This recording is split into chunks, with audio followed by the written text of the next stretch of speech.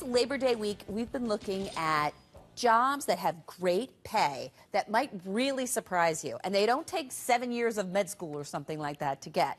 So we went behind the scenes at the Atlanta Motor Speedway to check out the ups and downs, not the round the track, the elevator technician. So next in our Great Job, Great Pay series is elevator technician. Who would guess that having these go up and down all day long is big money? Pretty much through the whole country, it's a union job.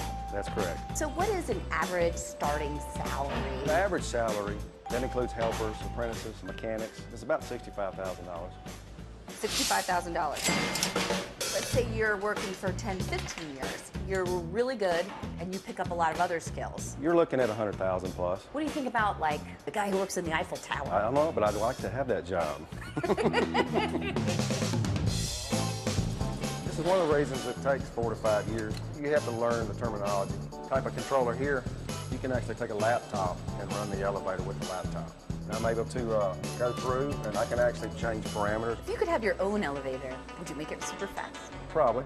Being on the top of the elevator, it's kind of like going to Six Flags. Do you ever go all Tom Cruise and just climb up and around? No, I sure don't. It's not funny for him, but I'm dreaming about it.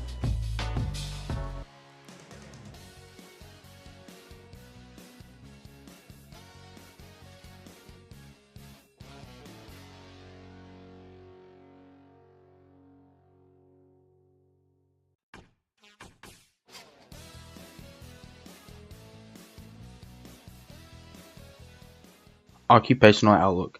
This job will be in the future because they will always have new buildings that need elevators and apartments, and anything really, even rich people houses.